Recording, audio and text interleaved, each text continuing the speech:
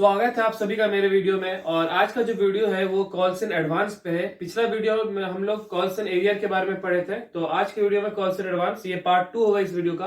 अगर आप मेरे चैनल में नए हैं तो लाइक शेयर एंड सब्सक्राइब जरूर कर दें ताकि आप लोगों को मेरे हर वीडियो का नोटिफिकेशन मिलता रहे। तो चलिए जल्दी से आज वीडियो को स्टार्ट करते हैं। तो समझने वाला बात यह है कि कॉल्स इन एडवांस एक ऐसा सिचुएशन होता है जो कंपनी को फेस करना पड़ता है। ठीक है, ये same as well as calls in arrear जैसा ही रहेगा, बस इसमें क्या रहता है कि ये पॉजिटिव सिचुएशन क्रिएट करता है कंपनी के लिए। जिस तरह से समझिए कि कॉल्स इन एरियर में कोई एक शेयर होल्डर था जो फेल्ड हो गया पैसा देने में, लेकिन यहां पर एक ऐसा शेयर होल्डर मिलेगा आप लोगों को जो अलॉटमेंट में ही कॉल्स का पैसा क्या कर देगा, एडवांस में दे देगा। इसका मतलब कि अगर सपोज मैं किसी शेयर होल्डर से बोलूं कि आपको 10 रुपया पार्टली पेमेंट में देना है और वो 3 टाइम में देना पड़ेगा, जैसे सपोज कर लीजिए 5 रुपया, 3 रुपया, फिर 2 रुपया करके, तो वो शेयर होल्डर 5 रुपया एप्लीकेशन का देगा ही देगा, प्लस जब वो 3 रुपीज अलॉटमेंट का देगा तो उसी में कॉल्स का पैसा भी इंक्लूड करके दे देगा, मतलब वो एडवांस पेमेंट कर देगा। तो समझने वाला बात यह है कि एडवांस पेमेंट जो मिलेगा कंपनी को वो होता है कॉल्स इन एडवांस, जो कंपनी के लिए एट द टाइम फायदेमंद होगा। लेकिन बाद में जब सभी शेयर होल्डर से पैसा लिया जाएगा कॉल्स का, तो वो एक शेयर होल्डर अब पैसा देने के लिए लायबल नहीं होगा। क्यों? क्योंकि वो पहले ही पेमेंट कर चुका है इन एडवांस। तो चलिए देखते हैं आज क्वेश्चन को, और क्वेश्चन को समझने के बाद हम लोग ये समझेंगे कि उसका ट्रांजेक्शन को कैसे किया जाता है।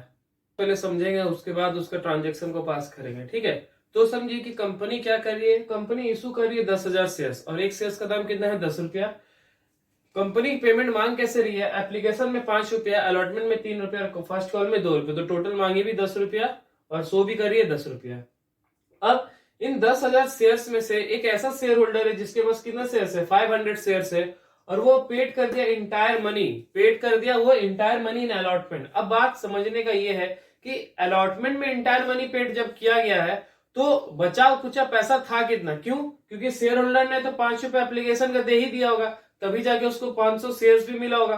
अब जब उससे मांगा गया अलॉटमेंट का पैसा, तो अलॉटमेंट में कितना मांगा गया था उससे, 3 रुपया, तो वो अलॉटमेंट के पैसे में ही 2 रुपए एक्स्ट्रा भी दे दिया, मतलब आने वाला जो पैसा था देने का वो अलॉटमेंट में ही दे दिया। इसका मतलब कि उस शेयर होल्डर ने 3 रुपया दिया और प्लस 2 रुपये दिया, तो कितना दे दिया एट द टाइम, 5 रुपया, मतलब उसने कॉल्स का पैसा ही अलॉटमेंट में भी दे दिया। तब आप बात समझने का ये है कि क्या वो शेयर होल्डर जब फर्स्ट कॉल का पैसा बाकी सभी शेयर होल्डर से मांगा जाएगा, तो वो जो शेयर होल्डर है जिसके पास 500 शेयर है, अब वो पैसा देने के लिए लायबल नहीं होगा। क्यों?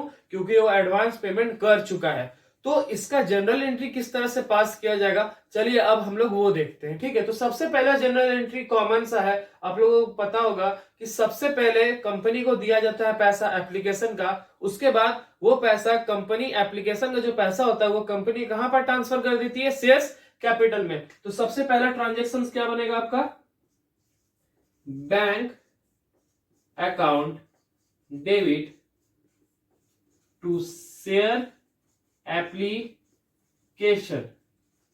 तब अमाउंट में कितना लिख रहे हैं, तो समझिए 10,000 को इंटू कितने से करना है, 5 से, तो कितना जाएगा 50,000, कितना जाएगा बैंक अकाउंट में 50,000। अब इसी 50,000 को ट्रांसफर करना पड़ता है शेयर्स कैपिटल में। तो शेयर्स कैपिटल में ट्रांसफर करने के लिए क्या करना होगा, एप्लीकेशन को जितने से किए हैं क्रेडिट उतने से कर देंगे हम लोग डेबिट, तो share application account debit to, अब ट्रांसफर किसमें करना पड़ता है, शेयर कैपिटल में, तो टू शेयर कैपिटल कितने से, 50,000 से, और यहां पर भी 50,000।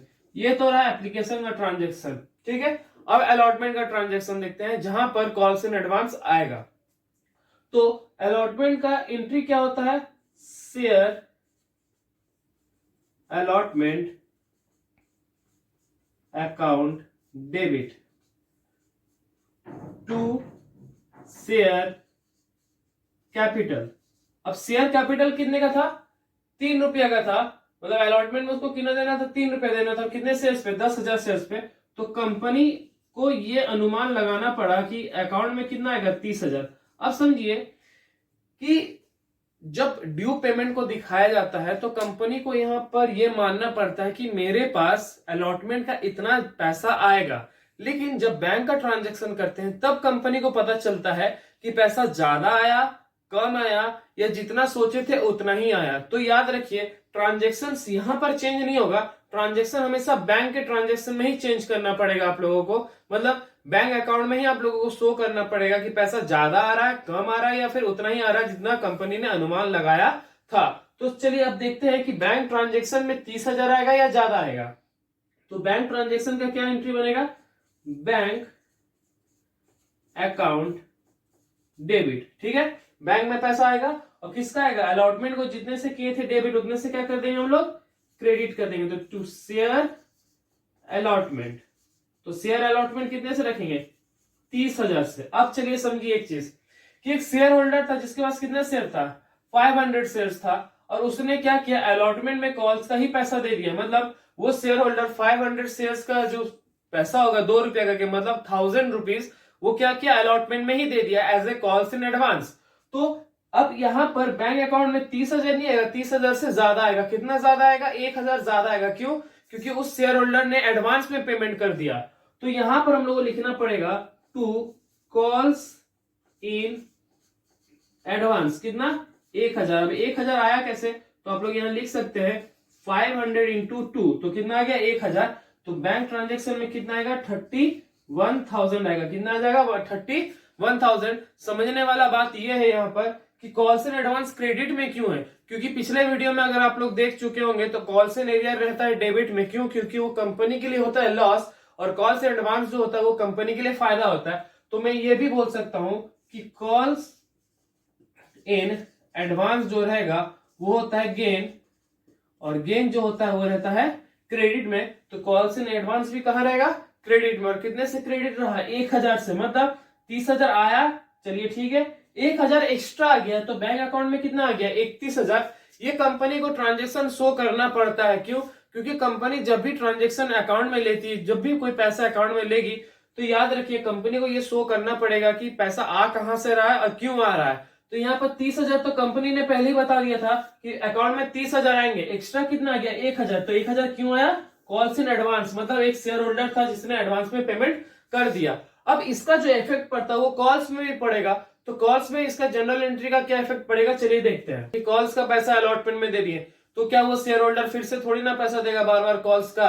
तो चलिए देखते हैं एंट्री क्या होता है। तो 5वां एंट्री जो बनता है वो क्या बनेगा आपका यहाँ पर, कि first call account debit to share capital. अब समझिए यहाँ पर कंपनी को मैंने बोला ना, कंपनी को यहाँ पर अनुमान लगाना पड़ता है कि कितना आने वाला है। तो कंपनी यहाँ पर कोई ट्रांजैक्शन या कोई भी अमाउंट चेंज नहीं कर सकती। रीजन क्या है, क्योंकि कंपनी को यहाँ लगता है, कंपनी को यहाँ आशा है कितना पैसा आएगा। तो समझिए कि 10,000 शेयर कॉल्स का पैसा कितना था, 2 रुपया था। तो कंपनी को यहाँ कितना आना चाहिए था, 20,000 रुपये आने चाहिए थे कंपनी को। ठीक है, लेकिन क्या बैंक अकाउंट में 20,000 आएंगे, या ज्यादा आएंगे या कम आएंगे, समझने वाला बात यह है। तो चलिए देखते हैं, मैं आपको बता देता हूं कि अब कॉल्स में पैसा जो होगा ना वो 1,000 कम आएगा। ठीक है, 1,000 कम क्यों आएगा, क्योंकि एक शेयर होल्डर था जिसने कॉल्स में ही पैसा देने वाला था, वो किस में दे दिया, अलॉटमेंट में दे दिया। तो 1,000 वो क्या कर दिया, कॉल्स का पैसा ही अलॉटमेंट में दे दिया।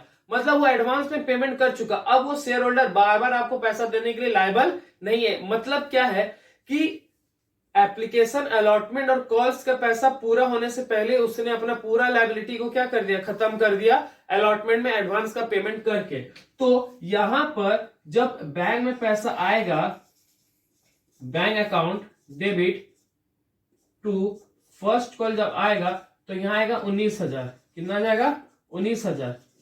19,000 क्यों, क्योंकि 20,000 आना चाहिए था, लेकिन 1,000 ऑलरेडी आ चुका है। तो अब कितना आएगा, 19,000 आएगा। तो मैं ये भी बोल सकता हूं कि 20,000 में से इस 1,000 एडवांस को माइनस कर देने के बाद आएगा 19,000। तो बैंक में 19,000 ही आएगा। अब आप लोग सोच सकते हैं कि यहां पर आना चाहिए था 20, आ रहा है 19। तो इस 19 में से ऑलरेडी एक यहां पर पेड हो चुका है उस शेयर होल्डर के द्वारा।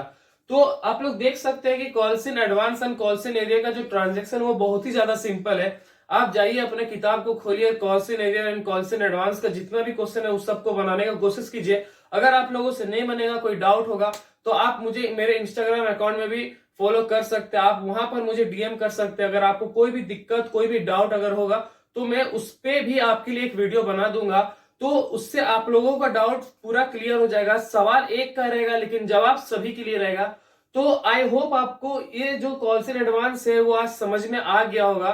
तो आज के वीडियो में हम लोग इतना ही पढ़ते हैं। अब नेक्स्ट वीडियो जो मैं बनाऊंगा वो फॉर फीचर्स एंड रीइश्यू के ऊपर बनेगा। तो उसके बाद हम लोग पूरा सेल्स को कंप्लीट कर देंगे। तो चलिए आज के लिए इतना ही रखते हैं हम लोग। अब आगे के लिए आप लोग जानते हैं लाइक शेयर एंड सब्सक्राइब कर दिए। आज के लिए इतना ही रखते हैं। धन्यवाद।